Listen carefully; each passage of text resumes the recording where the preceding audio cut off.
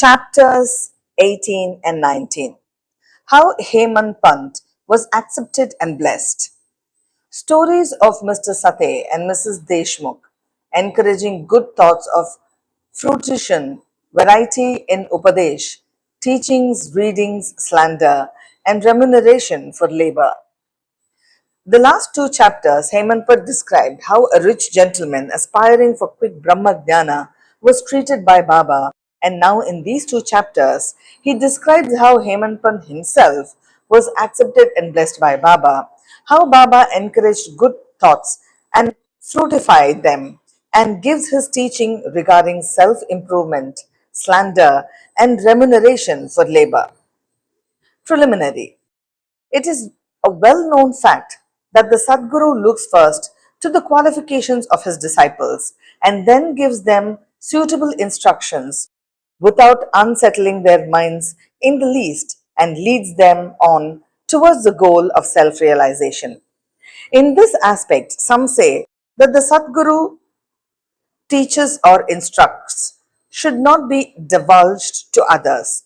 They think that their instructions become useless if they are published. This view is not correct. The Sadguru is like a monsoon cloud. He pours down profusely, that is, scatters wildly his nectar like teachings. These we should enjoy and assimilate to our heart's content, and then serve others with them without any reserve.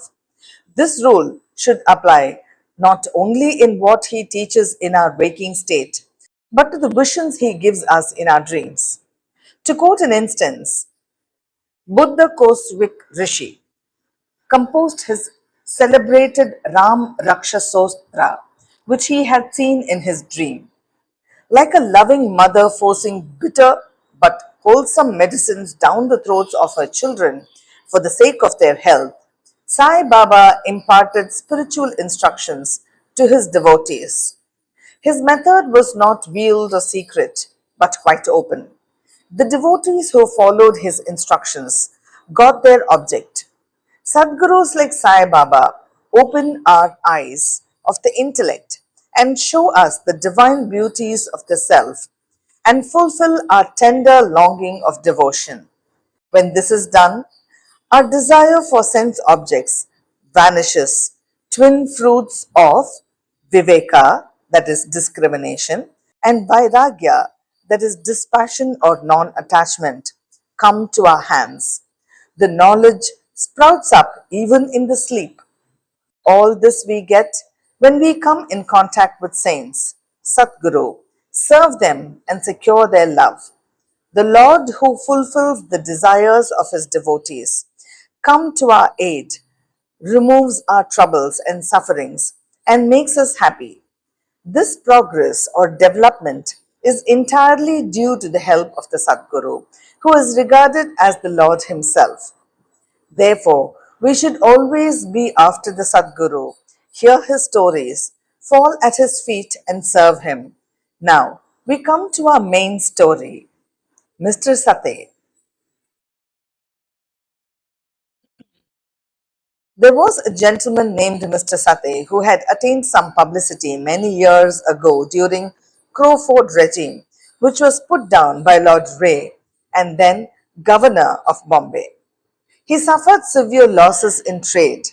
Other adverse circumstances gave him much trouble and made him sad and dejected. Being restless, he thought of leaving home and going out to a distant place. Man does not generally think of God, but when difficulties and calamities overtake him, he turns to him and prays for relief. If his evil actions have come to an end, God arranges his meet with a saint who gives him proper directions regarding his welfare. Mr. Sate had a similar experience. His friends advised him to go to Shirdi, where so many people were flocking to get Sai Baba's darshan, for getting peace of mind and satisfaction of their wants. He liked the idea and at once came to Shirdi in 1917. Seeing Baba's form, which was like eternal Brahma, self illuminous, spotless, and pure, his mind lost its restlessness and became calm and composed. He thought that it was the accumulation of merits of his former births that brought him to the holy feet of Baba. He was a man of strong will. He at once started to make a parayana study of Guru Charitra. When the reading was finished in the Sapta, 7 days, Baba gave him a vision that night. It was to this effect Baba, with Guru Charitra in his hand, was explaining its contents to Mr. Sate, who was sitting in front and listening carefully. When he woke up, he remembered the dream and felt very happy.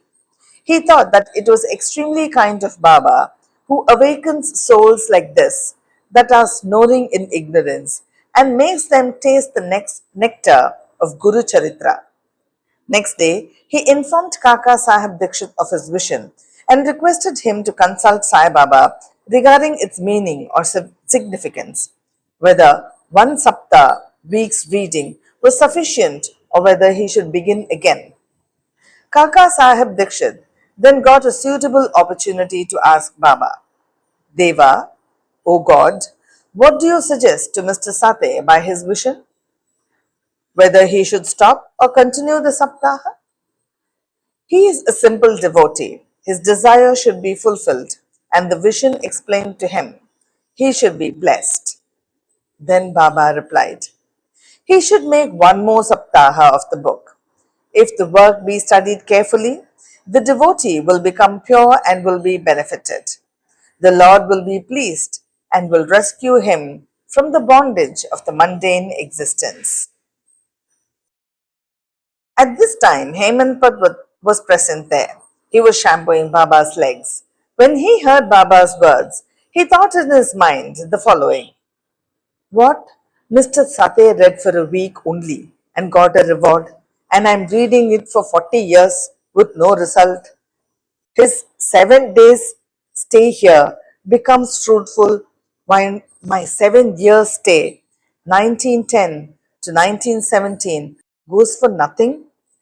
Like a chatak bird, I am ever waiting for the merciful cloud, Baba, to pour its nectar on me and bless me with his instructions. No sooner did this thought cross his mind, Baba knew it then and there. It was the experience of the Bhaktas that Baba read and understood their thoughts, and that of the Bhaktas, and that Baba read and understood all their thoughts, and that he surpassed the evil thoughts and encouraged good ones. Reading Hemant Pant's mind, Baba at once asked him to get up and go to Shama, Madhav Rao Deshpande, get from him rupees 15 as dakshina, sit and chit chat with him for a while, and then return. Mercy dawned in Baba's mind, and so he issued this order. And who could disobey Baba's order? Hemant Pant immediately left the masjid and came to Shama's house. He had just bathed and was wearing a dolta. He came out and asked Hemant Pant, how is it that you are here now? It seems that you have come from the masjid. Why do you look restless and dejected? Why are you alone? Please sit and rest, while I shall just do my worship and return. In the meanwhile, please take pan vida, leaves and betel nuts, etc. Let us then have a pleasant chat. After saying this, he went inside, and Hemant Pant sat alone in the front veranda. He saw in the window a well-known Marathi book named Nath Bhagavat. This was a commentary by the Saint Eknath on the 11th Skanda chapter of the bigger Sanskrit work, the Bhagavat.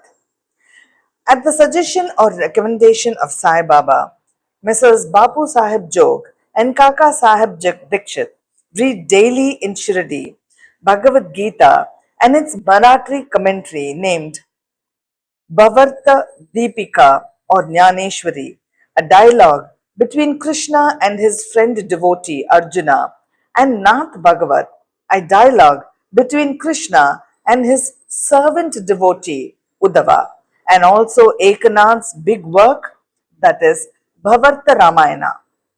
When devotees come to Baba and ask him certain questions, he sometimes answers them in part and asks them to go and listen to the readings of the above mentioned works, which are the main treatise of Bhagavad Dharma. When the devotees went and listened, they got full satisfaction and replies to their question. Hemanpad also used to read daily some portions of this book, Nath Bhagavat. That day he did not complete the daily portion of his reading, but had left it unfinished in order to accompany certain devotees who were going to the masjid. When he took up the book from Shama's window and casually opened it, he found it to his surprise that the unfinished portion turned up. He thought that Baba sent him very kindly to Shama's house for enabling him to complete his daily reading. So, he went through the unfinished portion and completed it. As soon as this was over, Shama, after doing his worship, came out and the following conversation took place between them. Hemanpad, I have come with a message from Baba. He had asked me to return with rupees 15 as dakshina from you. Also, to sit with you for a while and have a pleasant chit chat and then return to the masjid with you. Shama, with surprise, I have no money to give. Take my 15 namaskaras, bows, in lieu of rupees as dakshina to Baba. Hemanta. All right, your namaskaras are accepted. Now let us have some chit chat. Tell me some stories and leelas of Baba which will destroy our sins. Shama. Then sit here for a while. Wonderful is the sport, leela of this god Baba. You know it already. I am a village rustic, while you are an enlightened citizen. You have seen some more leelas since your coming here. How should I describe them before you? Well, take these leaves, betel nut, and chunam, and eat the pan vadia while I go in and dress myself and come out. In a few minutes, Shama came out and sat talking with Hemanpad. He said, the Leela of this god Baba is inscrutable. There is no end to his Leelas. Who can see them? He plays or sports with his Leelas. Still, he is outside of unaffected by them. What we rustics know? Why does not Baba himself tell stories? Why does he send learned men like you to fools like me? His ways are inconceivable. I can only say that they are not human. With this preface, Shama added, I now remember a story which I shall relate to you. I know it personally. As a devotee is resolute and determined, so is Baba's immediate response. Sometimes Baba puts the devotees to severe test and then gives them Upadesh, instructions. As soon as Hemanpad heard the word Upadesh, a flash of lightning crossed through his mind. He at once remembered the story of Mr. Sate's Guru Charitra reading and thought that Baba might have sent him to Shama in order to give peace to his restless mind. However, he curbed his feeling and began to listen to Shama's stories. They all showed how kind and affectionate Baba was and to his devotees. Hemanpad began to feel a sort of joy while hearing them. Then Shama began to tell the following story. Mrs. Radhabai Deshmukh. There was an old woman by the name Radhabai. She was a mother of Kashaba Deshmukh. Hearing Baba's fame, she came to Shirdi with the people of Sangam Neer. She took Baba's darshan and was much satisfied. She loved Baba intimately and resolved in her mind that she should accept Baba as her guru and take some upadesh from him. She knew nothing else. She determined to fast herself unto death. So long as Baba did not accept her and give her any upadesh or mantra, she stayed in her lodging and left off taking any food or water for 3 days. I was frightened by this ordeal of the old woman and interceded with Baba on her behalf. I said, Deva, what is it that you have started? You drag so many persons here. You know that old lady. She is very obstinate and depends on you entirely. She has resolved to fast unto death. If you don't accept and instruct her, if anything worse happens, people will blame you and say that Baba did not instruct her and consequently she met her death. So take some mercy on her, bless her, and instruct her. On seeing her determination, Baba sent for her, changed the turn of mind by addressing her as follows: O mother, why are you subjecting yourself to unnecessary tortures and hastening your death? You are really my mother, and I am your child.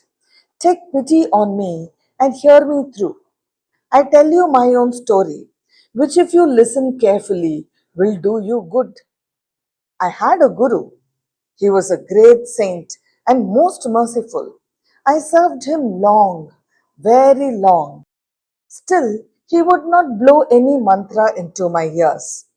I had a keen desire never to leave him, but to stay and serve him, and at all costs receive some instructions from him. But he had his own way.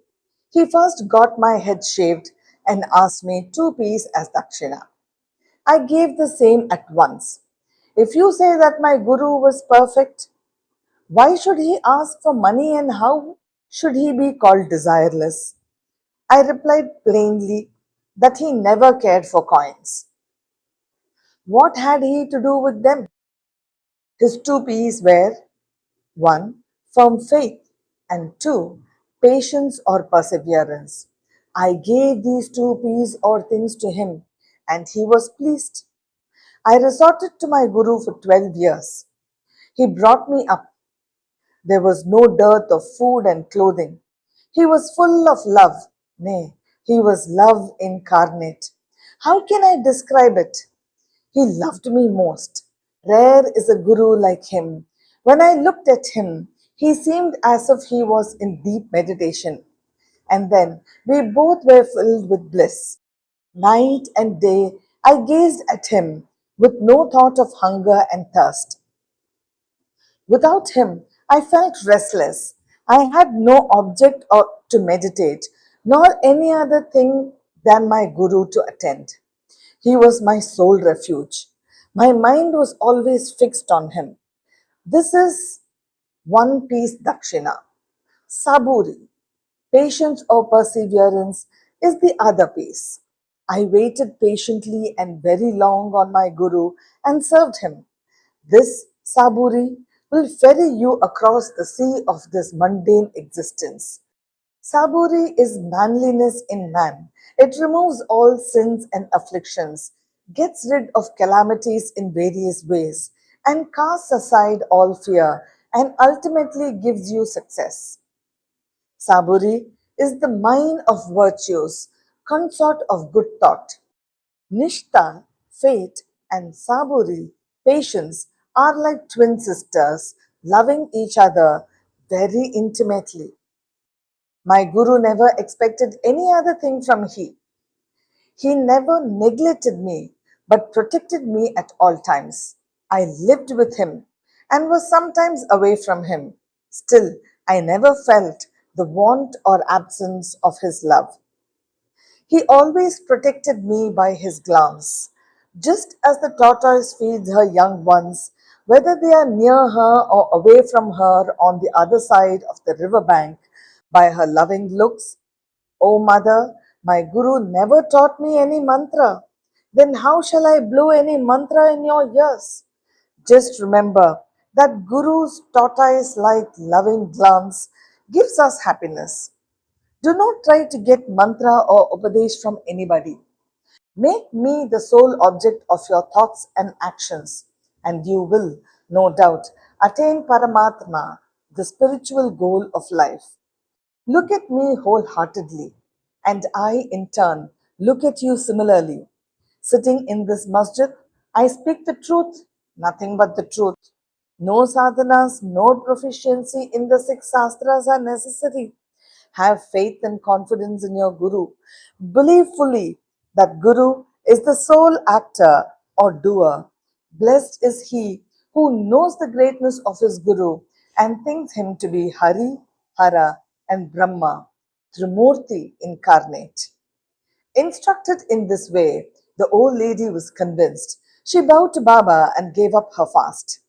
Hearing the story carefully and attentively and marking its significance and appropriateness, Hemantpad was most agreeably surprised. Seeing this wonderful Leela of Baba, he was moved from top to toe. He was overflowing with joy. His throat was choked and he was not able to utter a single word. Shama, on seeing him in this condition, asked him, "What is the matter with you? Why are you silent? How many innumerable Leelas of Baba shall I describe?" Just at that time, the bell in the masjid began to ring, proclaiming that the noon worship and arti ceremony had begun. Therefore, Shama and Hemantpad hurried to the masjid. Bapu Sahib Jog had just started the worship. Women were up in the masjid, and men were standing below the open courtyard, and they were all loudly singing the arati in chorus to the accompaniment of drums. Shama went up pulling Baba. On seeing them, Baba asked Hemantpad to give the dakshina brought from Shama. He replied that Shama gave namaskarams in lieu of rupees and that he was there in person. Baba said, "All right, now let me know whether you both had chit chat, and if so, tell me all that you talked about." Not minding the sounds of the bell, the drum, and the chorus songs, Hemantpad was eager to tell what they had talked and started to narrate it. Baba was also anxious to hear, and so he left the bolster and leaned forward. Hemantpad said all that they talked about was very pleasant, and especially the story of the old lady was most wonderful. And on hearing it, he thought that his Leela was inexplicable, and under the guise of that story, he really blessed him. Baba then said, "Wonderful is the story. How were you blessed? I would like to know everything in detail from you. So tell me about it." Then Hemantpad related in full the story which he had heard a little while before and which had made a lasting impression on his mind. Hearing this, Baba was much pleased and asked him, "Did the story strike you? And did you catch its significance?" He replied, "Yes, Baba, the restless mind of mine has vanished, and I have got true peace and rest, and come to know the true path." Then Baba spoke as follows: "My method is quite unique. Remember well this one story, and it will be very useful. To get the knowledge, realization of the self, dhyana, meditation is necessary. If you practice it continuously, the vrittis, thoughts, will be pacified. Being quite restless, you should meditate on the Lord who is in all the creatures. And when the mind is consecrated, the goal will be achieved. Meditate always on my formless nature, which is knowledge incarnate, consciousness, and bliss. If you cannot do this, you go on doing this, your vrittis will concentrate at one point, and the distinction between Daitya, meditator, and dhyana, act of meditation, Dheya, this meditated upon, will be lost, and the meditator will be one with the consciousness and be merged with the Brahman. The mother tortoise is on one bank of the river and her young ones on the other side. She gives neither milk nor warmth to them. Her mere glance gives them nutrition. The young ones do nothing but remember, meditate upon their mother. The tortoise glance is, to the young ones, a downpour of nectar, the only source of substance and happiness. Similar is the relationship between Guru and disciples. When Baba uttered these last words, the chorus of the Aarti song stopped, and all cried out loudly in one voice, "Victory be to our Sadguru Sai Maharaj, who is existence, knowledge, and bliss." Dear readers, let us imagine that we are at this time standing amongst the crowd in the masjid, and let us join them in this Jaya Jayakar. After the Aarti ceremony was over, Prasad was distributed. Bapu Sahib Jog advanced as usual, and after saluting Baba, gave into his hand a handful of sugar candy. Baba pushed all this quantity into the hands of Hemanpad and said to him, "If you take this story to heart and remember it well, your state will be sweet as the sugar candy. All your desires will be fulfilled and you will be happy." Hemanpad bowed before Baba and implored, "Do favor me like this. Bless and protect me always." Baba replied, "Hear this story, meditate on it, and assimilate its spirit. Then you will always remember and meditate on the Lord who will manifest himself to you." Dear readers, Hemanpad got prasad of sugar candy then, and now we get the prasad of sugar candy or nectar of this story. Let us drink it to our heart's content, meditate on it, assimilate it, and be strong and happy by Baba's grace. Amen. Towards the end of the 19th chapter, Hemant Pad had dealt with some other matters which are given below. Baba's advice regarding our behavior. The following words of Baba are general and invaluable. If they are kept in mind and acted upon, they will always do you good. Unless there is some relationship or connection, nobody goes anywhere. If any men or creatures come to you, do not discourteously drive them away, but receive them well and treat them with due respect. Sri Hari God will be certainly pleased if you give water to the thirsty, bread to the hungry, clothes to the naked, and your veranda to strangers for sitting and resting. If anybody wants any money from you and you are not inclined to give, do not give, but do not bark at him like a dog. Let anybody speak hundreds of things against you. Do not resent by giving any bitter reply. If you always tolerate such things, you will certainly be happy. Let the world go topsy turvy. You remain where you are, standing or staying in your own place. Look on calmly at the show of the things passing before you. Demolish the wall of difference that separates you from me, and then the road for our meeting will be clear and open. The sense of differentiation as I and thou is the barrier that keeps away the disciple from his master. And unless that is destroyed, the state of union or atonement is not possible. Allah Malik, that is, God, is the sole proprietor. Nobody else is our protector. This method of work is extraordinary, invaluable, and inscrutable. This will be done, and He will show us the way and satisfy our heart's desires. It is on account of Runanabandha, former relationships, that we have come together. Let us love and serve each other and be happy. He who attained the supreme goal of life is immortal and happy. All others merely exist, that is, live so long as they breathe. Encouraging good thoughts of fruition. It is interesting to note how Sai Baba encouraged good thoughts. You have to surrender yourself completely to him with love and devotion, and there you will see how he helps you off and on in so many things.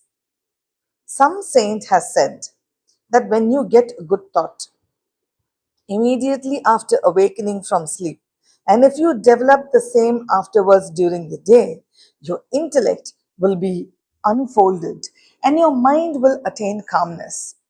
Hemanpad wanted to try this on one Wednesday night before going to bed. He thought, tomorrow is Thursday, an auspicious day, and the place, that is Shirdi, is so holy. So let me pass the whole day in remembering and chanting the Ramanama. And then he slept. Next morning, when he got up, he remembered without any effort the name of Rama and was much pleased. He then, after finishing his morning duties, went to see Baba with flowers. When he left Dikshit's Vada and was just passing Booty's Vada, present Samadhi Mandir, he heard a beautiful song that was being sung nicely by one Aurangabadkar in the masjid before Baba. The song was Guru Kirpanjan Payo Mere Bhai, etc. by Eknath, in which he says that he got Kali room in form of Guru's grace, which opened his vision and made him see Rama in and out, in sleep, dream, and awakening state, and everywhere. There were so many songs. Then why was this song particularly chosen by Aurangabadkar, a devotee of Baba?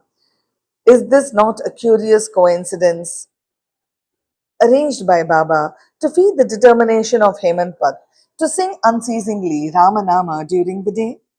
All saints agree on and lay stress upon the efficacy of uttering Rama, God's name, in fulfilling the ambitions of bhaktas, in protecting and saving them from all calamities.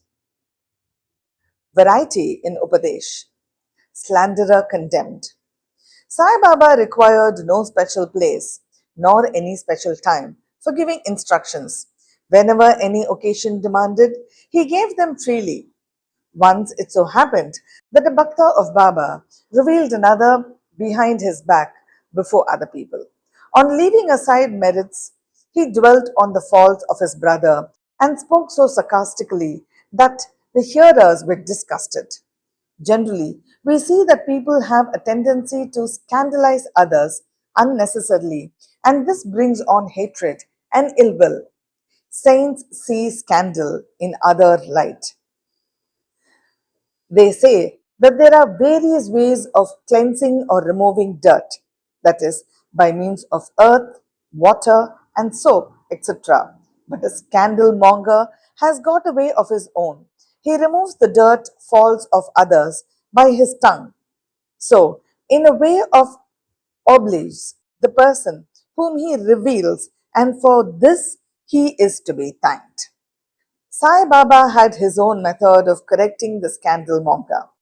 He knew by his omniscience what the scandaler had done, and when he met him at noon near the Lendi, Baba pointed out to him a pig that was eating filth near the fence, and said to him, behold how, with what relish it is gorging dung. Your conduct is similar. You go on revealing your own within your heart's content. After performing many deeds of merit, you are born a man, and if you act like this, will Shirdi help you in any way? Needless to say that the Bhakta took the lesson to his heart and went away. In this way, Baba went on giving instructions whenever necessary. If these are born in our minds and acted upon, the spiritual goal, that is realization, is not far off. There is a proverb which says, if there be my Hari Lord, he will feed me on my cot. This proverb is only true in respect of food and clothing. But if anyone trusting in this sits quiet and does nothing in spiritual matters, will be ruined. One has to exert himself to do his utmost for attaining self realization. The more he endeavors, the better for him. Baba said that he was omnipresent, occupying land, air, country, world, light, and heaven, and that he was not limited. To remove the misunderstanding of those who thought that Baba was only his body, 3 cubits and a half in length, he incarnated himself in this form, and if any devotee meditated on him day and night, will complete self surrender.